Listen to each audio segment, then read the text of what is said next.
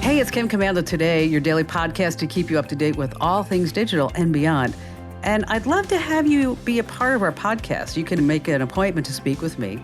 Just head over to commando.com, and on the top right, there's a button that says Email Kim. Fill that out, and that's it. I always like to start with a little something that I found super interesting. And let's talk about Genesis, which is Hyundai's luxury arm. They have a model called the GV60.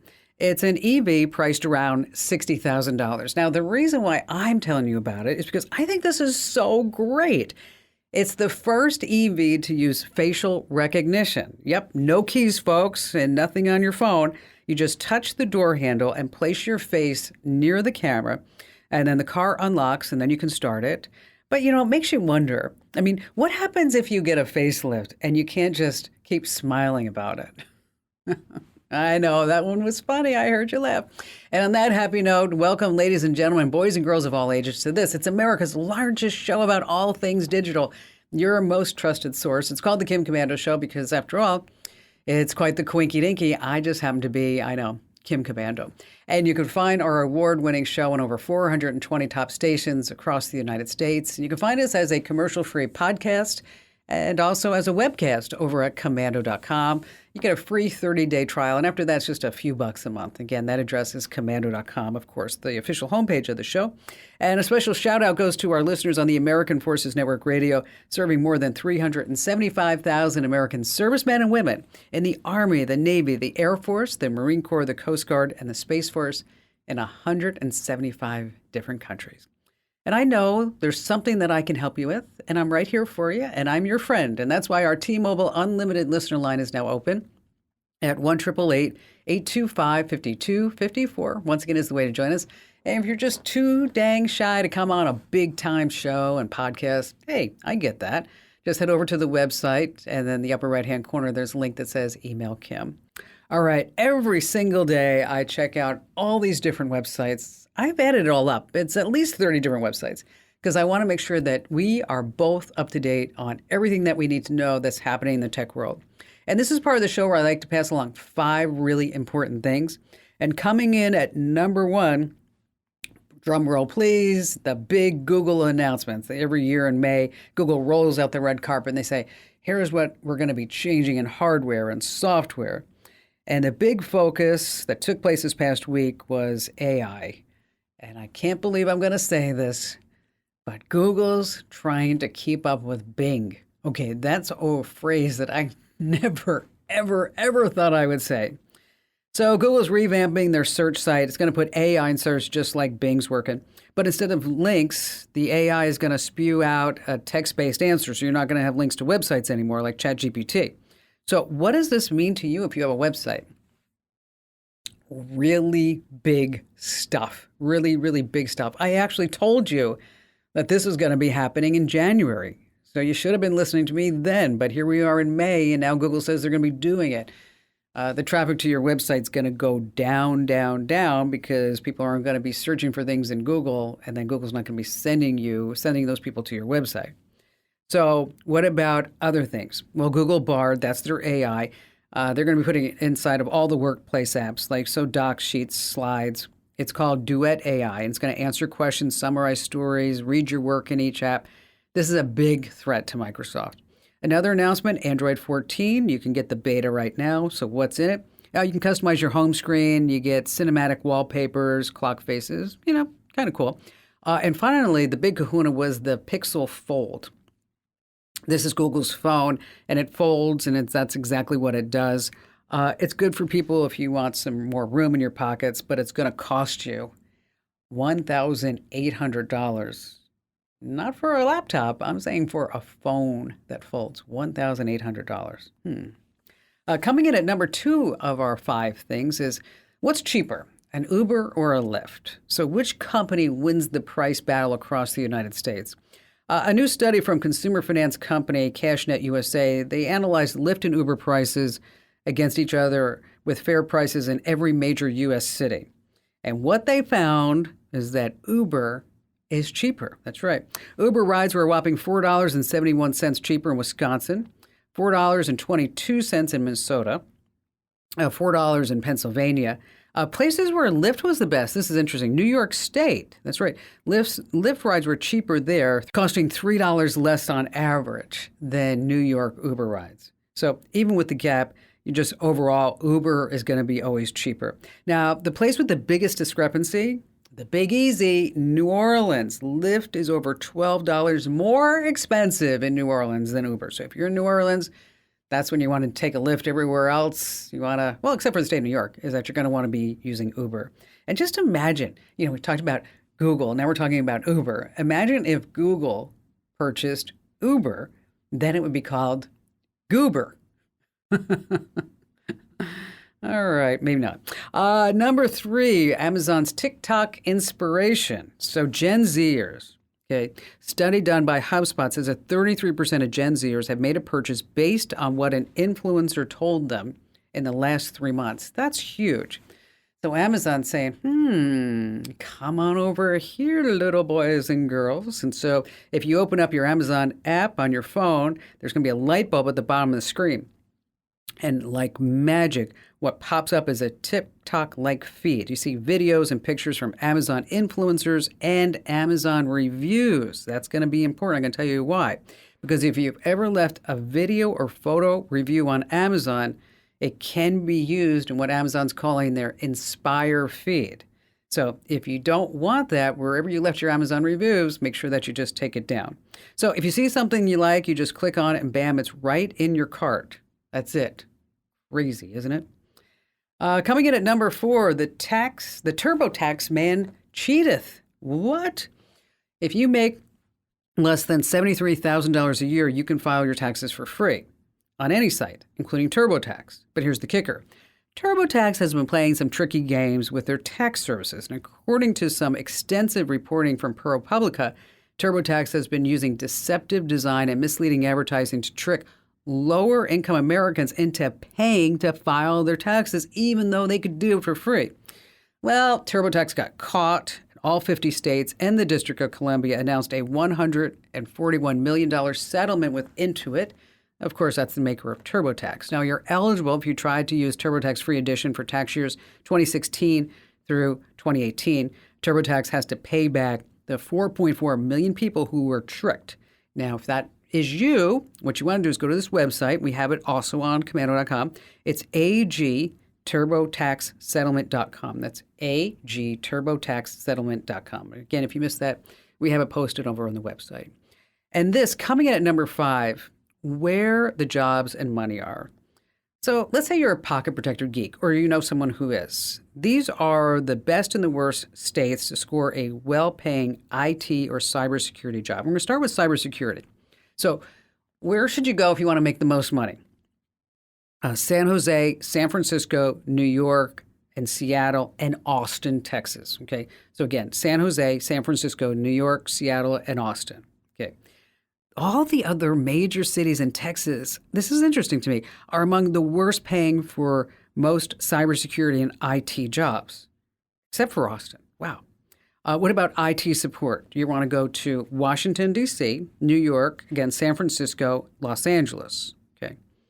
And we're talking about IT support techs, engineers, help desk, support analysts. Those jobs are always in demand the most in the state of California. So you're going to find the highest demand for cybersecurity pros in Montana, Washington, Oregon, Colorado, and Florida. Again, if you missed any of this, we do have it written up over on the website. But I'll tell you something. Where did all the cybersecurity consultants go for the last few days? You know where they went? They ran somewhere. All right. Coming up, we're going to talk about, are your nudes safe to store in the cloud? Oh, our money tip, we have the best free online financial calculators that you don't want to miss. And still to come later on, the secret phone ID giving away all your personal details. And of course, we have your phone calls, and you have me, Kim Commando.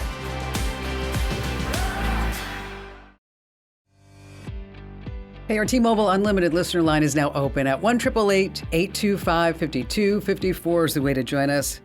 And you're in for a treat because I have a special guest on the line right now. Hey, now that online betting is totally legal, it's become way simpler to place bets on your favorite teams. And all you have to do is whip out your phone and you log into an app like FanDuel or BetMGM, and you just throw some money down. Easy as that. You can do it while you're driving, while you're walking, while you're just planted on the couch.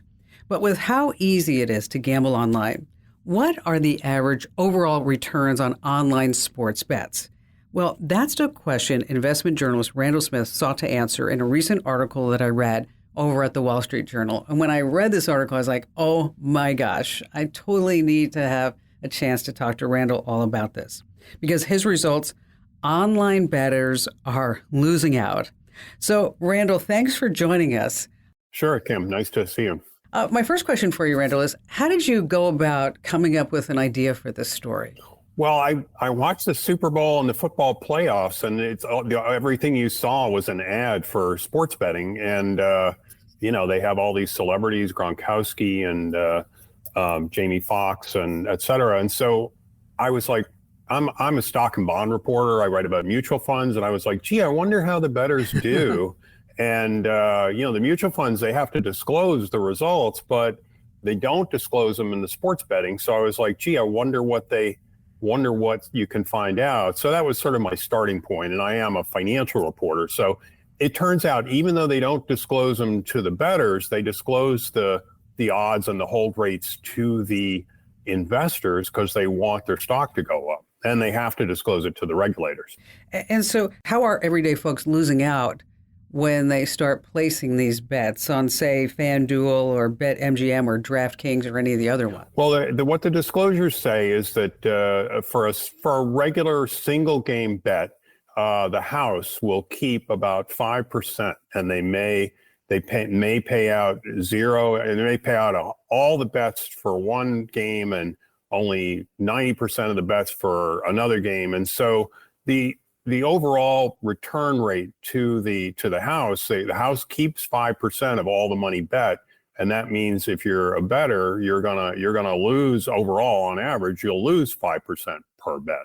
So, do you have any inclination how that compares to, say, the odds in Vegas?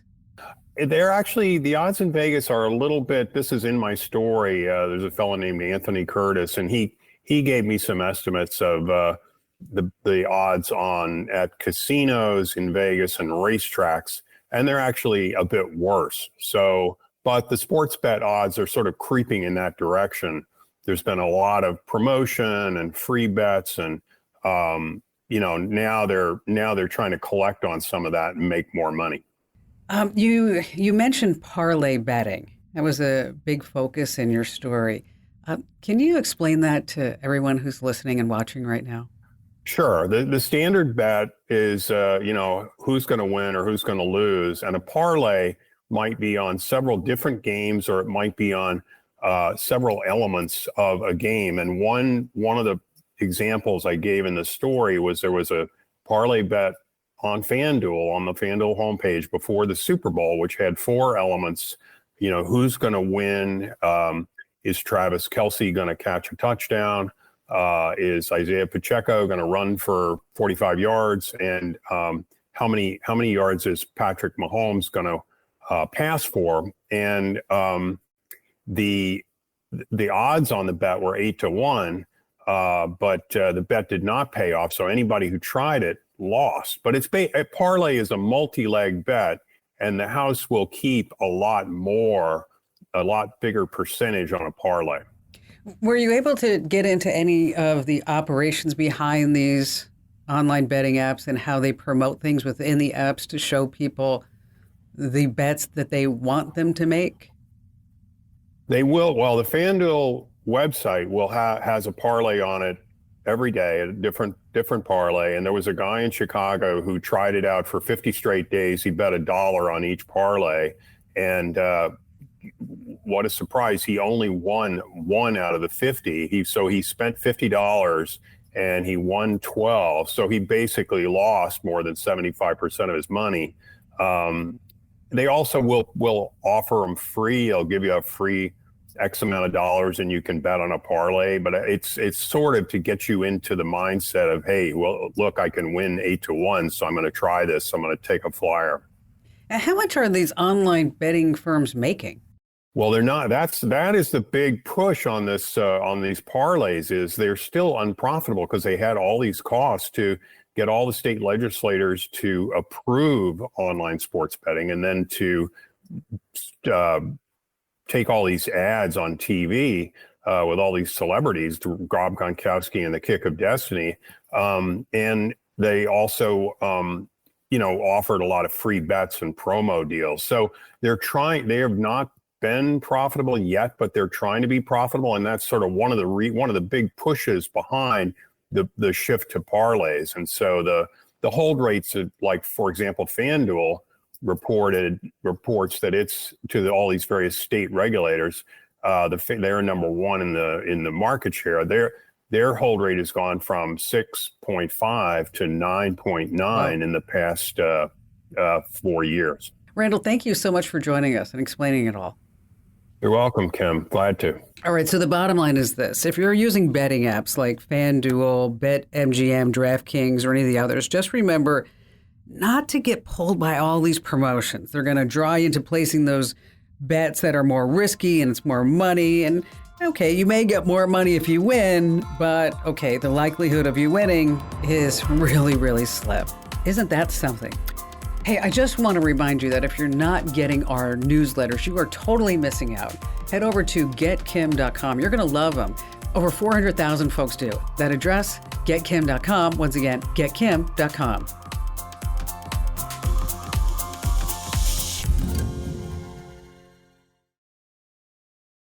Hey, it's time now for what I like to call Commanding the Tech World Trivia. Okay, get your brain cells ready for an epic challenge for Commanding the Tech World Trivia. And this is not bingo. These are brain-busting questions. And to add to all the excitement, well, we have a special guest ready and waiting to take on the challenge for the ultimate grand prize. That's right, an official Kim Komando Show fanny pack. That's worth $24.99. And a free bag of Dr. Marnie's Nature's Blend dog food. That's a value of $59.95. And joining us this week is Howard in Fort Hood, Texas. Hello there, Howard. Hello. Glad to have you with us. All right, we're going to be playing trivia, so I'm going to ask you a question, and it's up to you to give us the right answer. Are you ready to play? Well, I'm ready. Okay, well, graduation season is here, and they're talking about the parties, the gifts, and the thoughts of, OMG, I totally need to get a real job now. So these famous tech personalities are all college dropouts, Howard, except for one of them, okay? So who did not drop out of college? Was it Michael Dell, Steve Jobs, Mark Zuckerberg, or Elon Musk? So which of these tech CEOs, big wigs, personalities are all college dropouts except for the one guy? Is it Michael Dell, Steve Jobs, Mark Zuckerberg, or Elon Musk? What's your answer, Howard? Well, I'm going to guess Michael Dell. Okay, so Michael Dell, he went to college. Is that what you're saying? Yes. Okay, all right. Let's see what our judges say.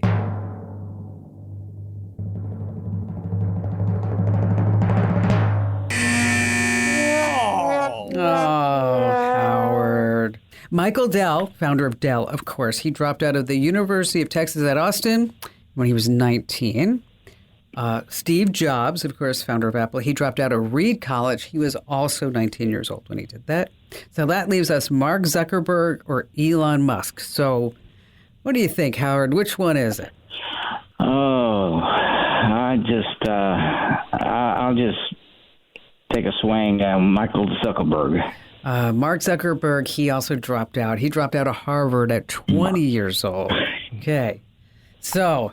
Well, you're making me feel like a dropout. No, not at all, Howard. Elon Musk. Elon Musk was a student at the University of Pennsylvania at the age of 24.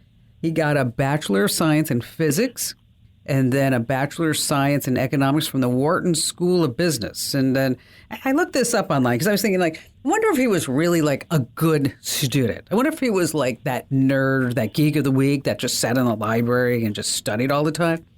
Well, as it turns out, his classmates, and this was in his biography by Ashley Vance, they said that he was an average student, and his classmates thought he was likable, quiet, and, in their words, an unspectacular student. Okay, so it's like, all right, okay, so he didn't graduate cum laude, but that's okay. All right. So Howard, thanks for playing. Thanks for playing along, and I know you have a question for me, and so how can I lend a hand?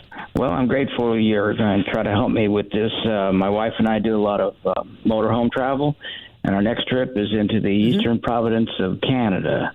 And we like to stay in contact, but we've been advised there's a lot of regions where you have little or no internet connection.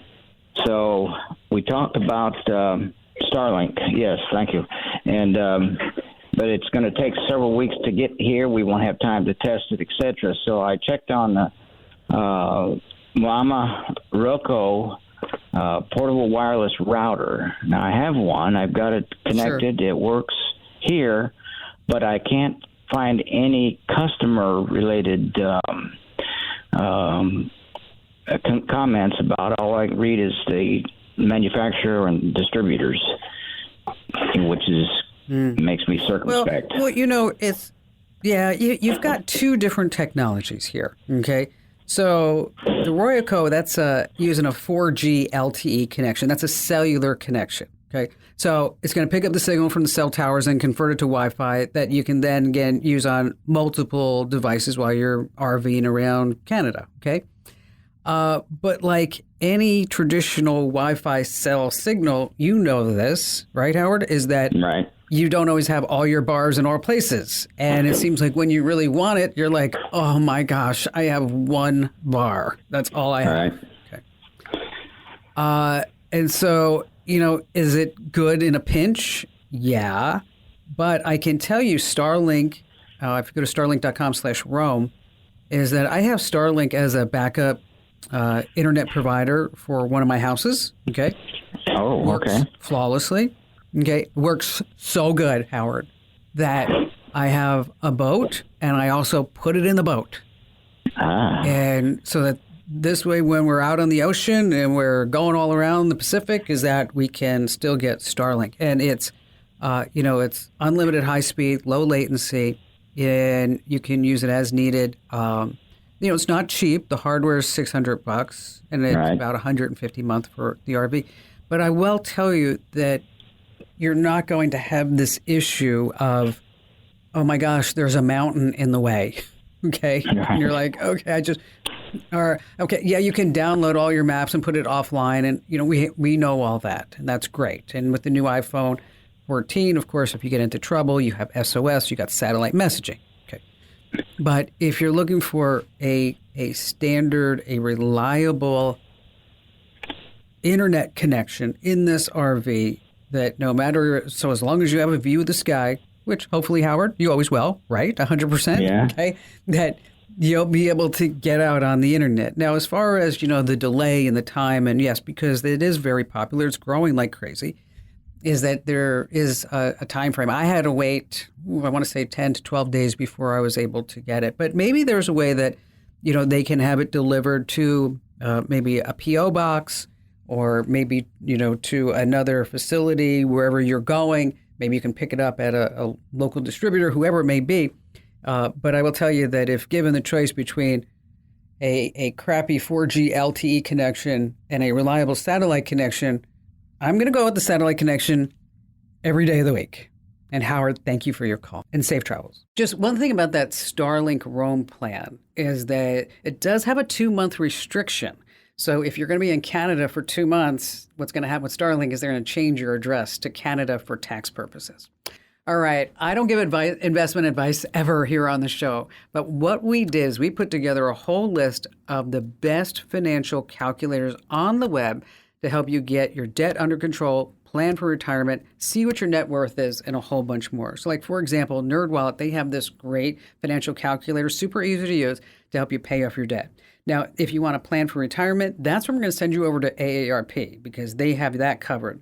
If you want to know what your net worth is, Take Charge America is a nonprofit that has a whole bunch of free financial education resources. Now, if you want to know if you're a millionaire, we've got a website with a calculator for that.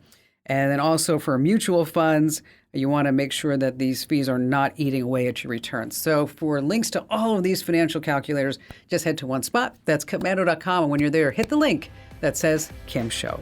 All right, still to come, we have more of your phone calls as well as a great tip about the secret phone ID that could be giving away your personal details right now here on Kim Komando Today.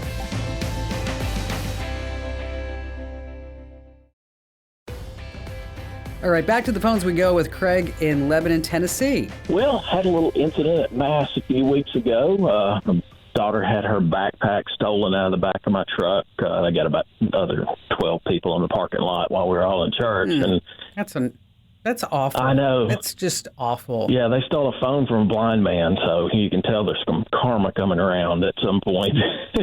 Yeah, I sure hope so. Yeah. So anyway, my daughter had a MacBook Air, and her mother was able to get that locked down, and she had AirPods and some other stuff in there along with her books. She decided I was going to replace everything, so she decided she wanted to go the PC route. So we got a Surface 5 and got enough memory and storage and everything on there to get her through, hopefully, to college. She's 15 now. And the things that I normally get done, you get the Geek Squad to do that and got all that done. But there were three things I wanted to make sure that because of this incident that we don't have that happen again. The first one being I wanted to make sure that there was a way that I could put either an app on there or something where we could remotely lock it down if something like that were to happen again, because I'd love to just make it a brick, and that way they can't do anything with it but sell it for parts. I want to also, because she's been putting her notes in that she had to go back and get for a month now, that trying to get those back in. So I want to be able to get a backup. Now, she's got OneDrive, so when she's using the Office 365 apps, she can get those backed up. But I'm thinking for anything else, I've got Carbonite on mine and the iDrive on my dad's. And would that be better than putting on maybe an external hard drive and having her, keep that because, she'll be... Okay, well, let's just stop right there, Craig. Before you go through all three, let's just go one by one, okay? As far as the tracking and remote wipe software on the MacBook, I mean, yeah, it's fabulous. You just hit one button and it's like, poof, everything's gone. Yeah. A similar option is called Prey, Prey. And it's at preyproject.com. It's free for up to 3 devices. Oh, perfect. And that includes both tracking and remote wipe features. So again, you're going to use Prey Project. It's been around for a long time. Let's move on to the cloud backup. Is Carbonite, like you mentioned, they've been around for a long time. They've kind of focused more on enterprise, and that's where they've kind of pointed that ship. And we use and recommend iDrive here. I know Carbonite, they were a sponsor of the show for, I think, like 10 crazy years. Yeah. But then they told us they were getting out of the consumer market business, and then that's when we picked up iDrive. And it'll back up everything, and it's, use my name, Kim, you save like 90% the first year. It's about $8 a month, so that this way everything aside from 365 is also backed up. Like, her photos or movies or whatever else she may be doing on there that she's not going to come to you and say, Daddy, I just lost everything, because that's heart-wrenching. I know that is. And so, okay, so those two. Then you had a third one. Yeah. No. Did you just say that that Prey that also has GPS tracking? It does. Because my thinking is if it's a software operated that they would have to turn the machine on, and then I might get a blip. But, I didn't know whether I needed to find something that was similar to a LoJack where they don't have to do anything but just have it in their hand and I can find them. Well, it is software related. You can always put on something like a GPS tracker on it. You can actually get some type of laptop case and put a tile or, she has an iPhone and an AirTag attached to it. But thieves are so keen to them right now. I would just assume that they're going to turn it on, and whoever they try to sell it, it's going to be turned on to even see if it works. So I don't think that's necessary to put a type of LoJack on that. Okay. And then you had a third? You said you had three things? I've counted number 2, and I'm blonde, but let's get to the third one. Okay. Yeah, it was the making sure to get prayed, and then also the backup, and then the GPS tag it. Okay, perfect.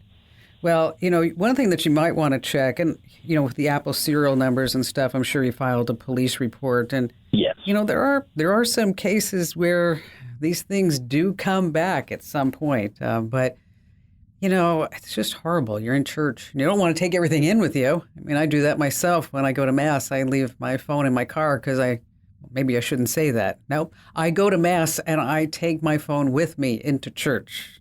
Always, 100%. Ugh, what a nightmare.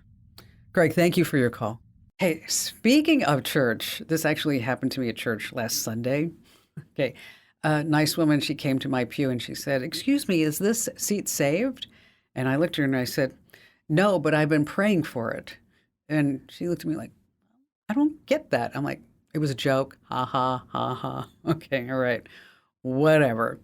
Okay, did you know that there's a hidden code attached to your phone that gives advertisers and marketers access to your private data? Yeah, it's called the Mobile Advertising ID, or MAID for short. Now, in a nutshell, this code attached to your phone collects data about your online activity.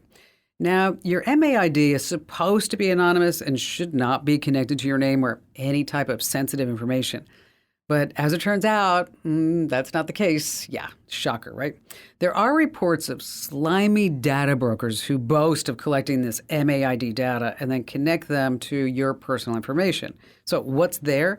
Talking about your full name, your address, your phone number, your email address, your IP address. Yeah, a lot of stuff that does identify you. But there is a way to make sure none of what your phone collects on you is attached to your MAID. Here's what you need to do. On your iPhone or Android, just head to your settings and you need to find wherever it is, disable personalized ads. Again, you want to turn off disable personalized ads, and that's all there is to it. All right, if you learned one thing, if you laughed once at, or even if you groaned at one of my bad jokes, okay, do me a favor and tell 3 friends about the Kim Komando Show and the Kim Komando Today podcast, because everyone needs more tech smarts. And knowledge is power. You can find me always at Komando.com. This program is a copyrighted production of Westar Multimedia Entertainment and protected by the copyright laws. Any rebroadcast or use of this program for commercial, business, economic, or financial purposes without the written permission of Westar Multimedia Entertainment is strictly prohibited.